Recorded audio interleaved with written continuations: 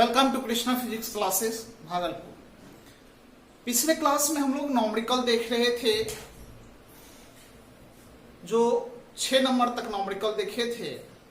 उससे आगे का आज का नॉमरिकल है। चौथा चैप्टर चल रहा है एनसीईआरटी का। तो आइए ध्यान दीजिएगा, ये आपका 7वां नॉमरिकल एनसीईआरटी के अनुसार है। आइए क्वेश्चन पढ़ते हैं। एक दूसरे से 4 सेंटीमीटर की दूरी पर रखे दो लंबे सीधे तार समांतर तार ए एवं बी क्रमशः 8 एम्पियर और 5 एम्पियर की विद्युत धारा एक ही दिशा में प्रवाहित हो रही है। तार ए के 10 सेंटीमीटर खंड पर बल का आकलन कीजिए। समझिए, यह एक तार है और यह एक तार है, दोनों तार समांतर है। इस तार का नाम देते हैं, इसका ए और इसका बी है। अब दोनों से होकर करंट जो जा रहा है, एक से 8 एम्पियर जा रहा है तो दूसरे से 5 एम्पियर की धारा प्रवाहित हो रही है।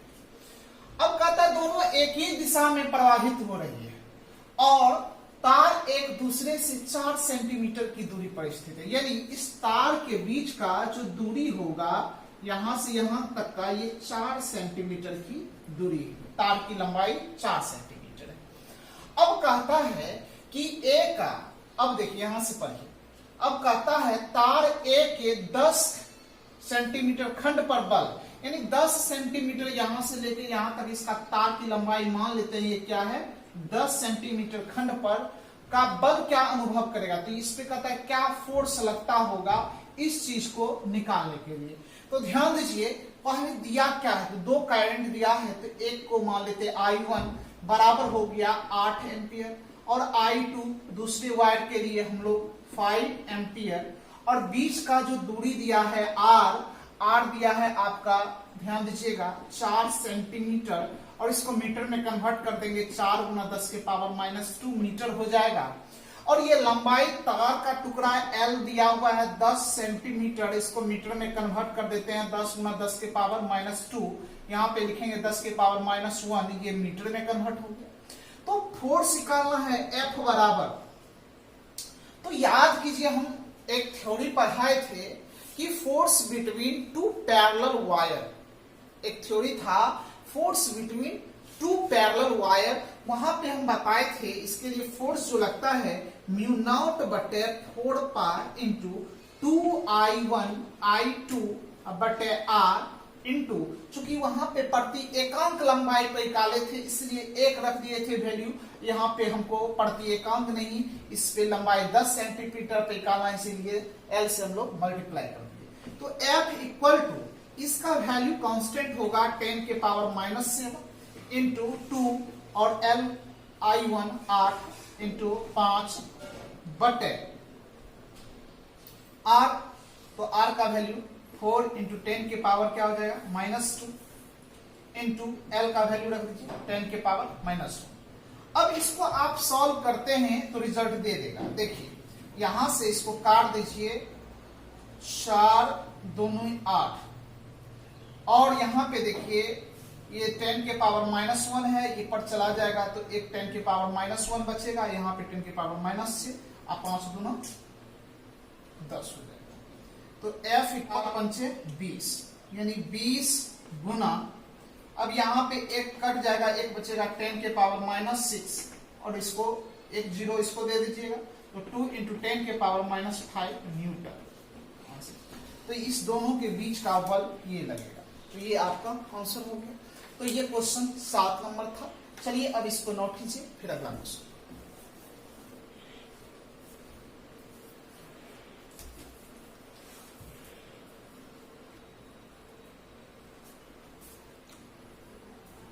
आइए समझिए क्वेश्चन क्या कर रहा है।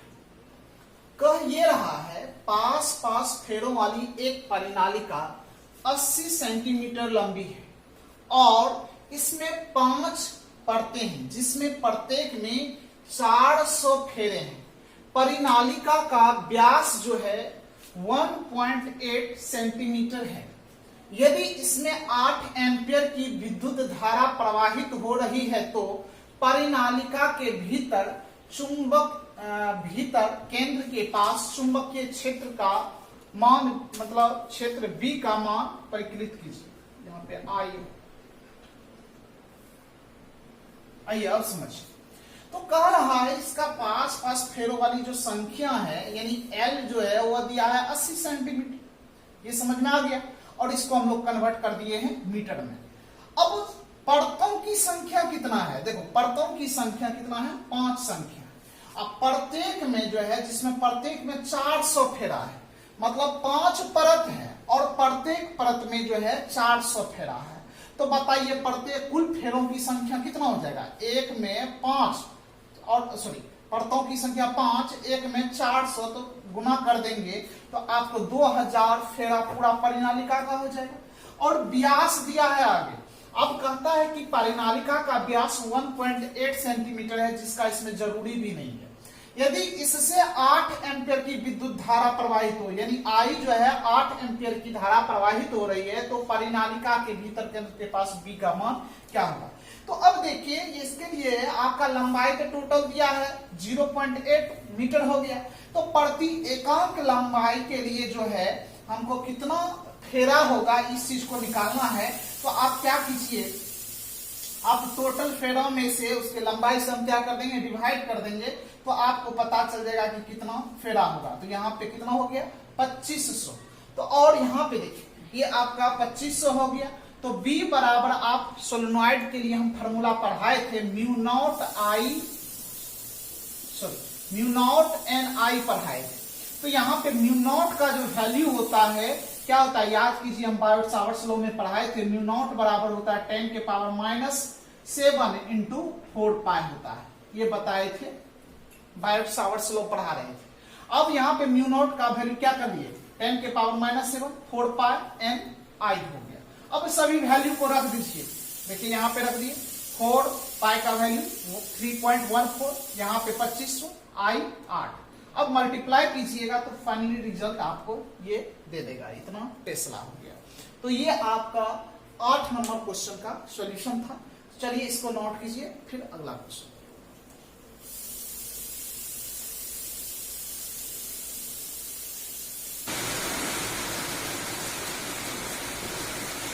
आइए ध्यान दीजिएगा, कहा है एक वर्गाकार कुंडली जिसके प्रत्येक भुजा 10 सेंटीमीटर है। एक वर्गाकार कुंडली है जिसका भुजा दिया है 10 सेंटीमीटर में 20 फेरे हैं, यानी फेरों की संख्या 20 है, और उससे 12 एम्पियर विद्युत धारा प्रवाहित हो रही है। कुंडली ऊर्ध्वाधरता लटकी हुई और इसके तल पर खींचे गए अभिलंब जो है, जो 0.80 टेस्ला के एक समान चुंबकीय क्षेत्र की दिशा से 30 डिग्री का एक कोण बनाता है। कुंडली पर लगने वाले बल युग्म आघूर्ण का परिमाण क्या होगा। इस थ्योरी को हम अभी नहीं पढ़ा है, नेक्स्ट चैप्टर में इसको हम पढ़ाएंगे, लेकिन यहाँ पे ये सवाल है तो इसको हम बना देते हैं। तो चलिए ध्यान दीजिएगा, तो इसका भुजा क्या है 10 सेंटीमीटर, इसको मीटर में कन्वर्ट कर देंगे तो क्या हो जाएगा, 10 के पावर यहाँ पे 10 इंटू 10 के पावर -2 हो जाएगा, तो 10 के पावर -1 मीटर लिख देंगे, वही हो जाएगा। और यहाँ पे संख्या m दिया हुआ है, टोटल संख्या फेरा का 20 है, और 12 एम्पियर की कह रहा है विद्युत धारा प्रवाहित हो रहा है। थीटा जो है इसका दिया हुआ है 30 डिग्री है, और चुंबकीय क्षेत्र का मान देखिए 0.8 टेस्ला है। तो बल आघूर्ण बराबर होता है NIA B sin थीटा होता है। N नंबर ऑफ कॉइल है, और यहाँ पे I जो है धारा है, A एरिया है, B मैग्नेटिक फील्ड और sin थीटा है। तो यहाँ पे देखिए N की संख्या कितना है 20 है, 20 रख दिए। I देखिए 12 एम्पियर है तो 12 रख दिए। एरिया यानी ये वर्गाकार है तो इसका भुजा स्क्वायर हो जाएगा, तो एरिया इसका भुजा स्क्वायर, तो 10 के पावर माइनस का क्या हो जाएगा स्क्वायर हो जाएगा। और B का वैल्यू यहाँ पे क्या दिया है 0.8 दिया है, और साइन थीटा 30 डिग्री हो जाएगा। तो साइन थीटा का वैल्यू यहाँ पे 1/2 रखेंगे और सॉल्व कीजिएगा तो आपको ये रिजल्ट दे देगा। ये न्यूटन मीटर इसका क्या हो जाता है, यूनिट हो जाता है। तो ये आपका कंप्लीट हो गया, लेकिन ये थ्योरी अभी पढ़ाए नहीं है, नेक्स्ट चैप्टर जब हम मैग्नेटिज्म पढ़ाएंगे तो वहां पे इस चीज को पढ़ाएंगे। चलिए अभी नोट कीजिए।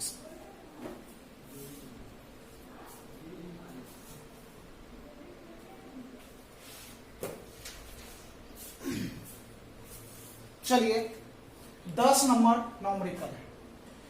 दो चल कुंडली मीटर यानी गैल्वेनोमीटर की बात हो रही है। M1 और M2 के विवरण नीचे दिए गए हैं, देख रहे हैं R1 N1, इस तरह से इसका विवरण दिया गया है।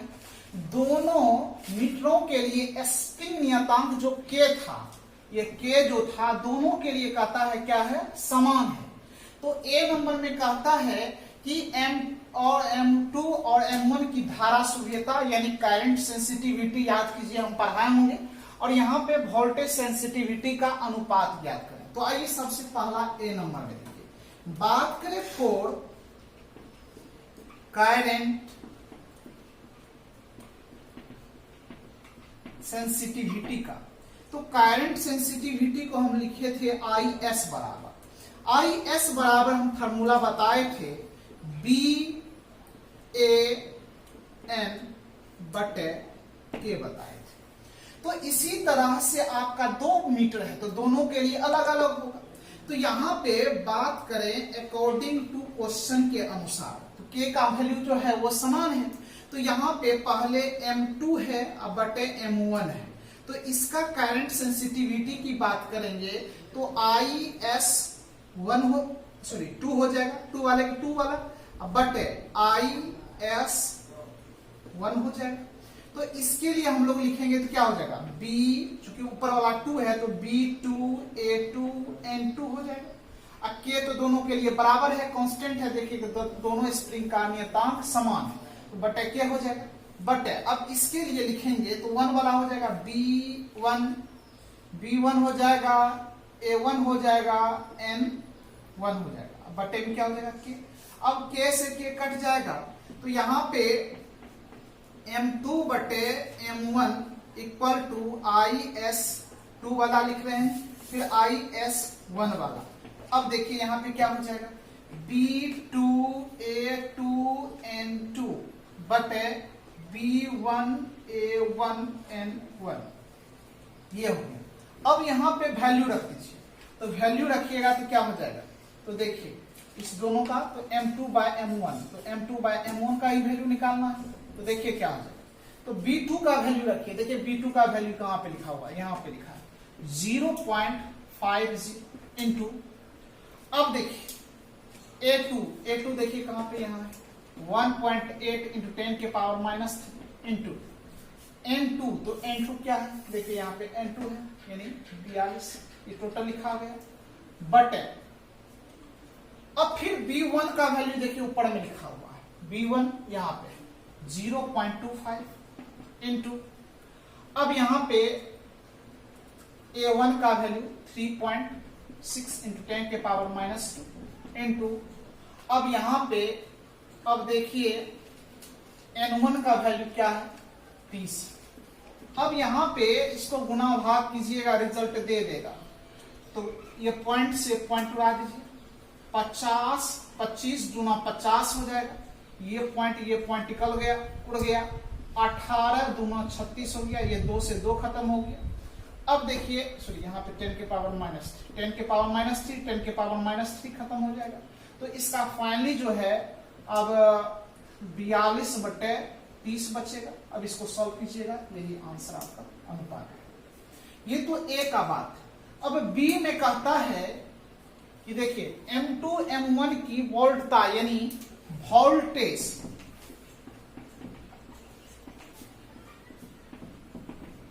सेंसिटिविटी करने के लिए, तो वोल्टेज सेंसिटिविटी के लिए याद कीजिए VS बराबर फार्मूला पढ़ाए, क्या पढ़ाए थे, BAN बटे KR था, ये था। तो जिस तरह से ये लिखे थे उसी तरह से इसको भी लिखेंगे, तो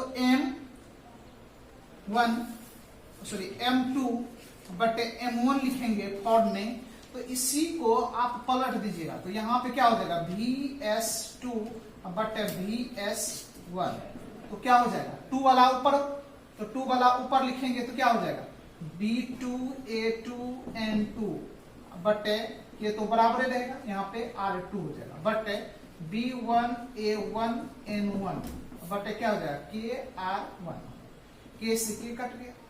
तो यहाँ पे फाइनली बचेगा क्या, तो ये बच जाएगा यहाँ पे B2A2N2 बटे B1A1N1, और यहाँ पे R1 चला जाएगा ऊपर, R1 ये बटे में रहेगा R2। तो ये वैल्यू तो आप यहां से निकाल चुके हैं, ये भी रख सकते हैं यहाँ पे। तो ये वैल्यू क्या हो जाएगा 42 बटे 30, सबका वैल्यू तो निकाल लिए यहाँ पे, यही था। सिर्फ एक्स्ट्रा आया है R1 बटे R2, तो R1 का वैल्यू क्या है देखिए, R1 10 बटे R2 कितना है 14, तो हो जाएगा देखिए 0 से 0 कट गया, तो यहाँ पे 14 3 42, 3 से 3 कट गया, एक तो ये आपका वोल्टेज सेंसिटिविटी और करंट सेंसिटिविटी जो टॉपिक था उससे संबंधित ये न्यूमेरिकल्स था। तो आइए इसको सॉल्व कीजिए।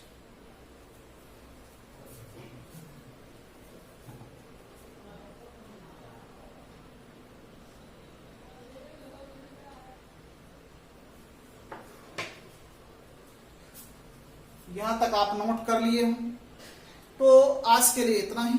फिर हम लोग मिलते हैं नेक्स्ट क्लास में नया चैप्टर यानी मैग्नेटिज्म के साथ। Thank you for watching my video.